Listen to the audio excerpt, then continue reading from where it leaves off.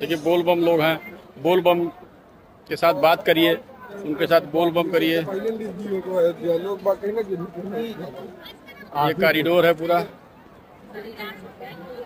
ये खड़े हैं भाई साहब।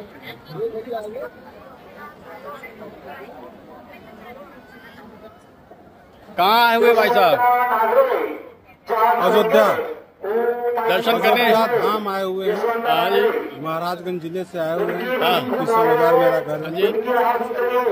कल से ही हम लोग आए हुए हैं, घूम रहे हैं जी बहुत मजा आ रहा है जी और हमें लगता है जब पूरी मंदिर बनकर तैयार हो जाएगी जी। तो इतना भव्य मंदिर कहीं भी नहीं होगा। अच्छा, एक बार आप लोग आए, जरूर दर्शन करें, प्रोग्राम के दर्शन करें, हनुमान जी के दर्शन करें, मुफ्त में प्रसाद लें।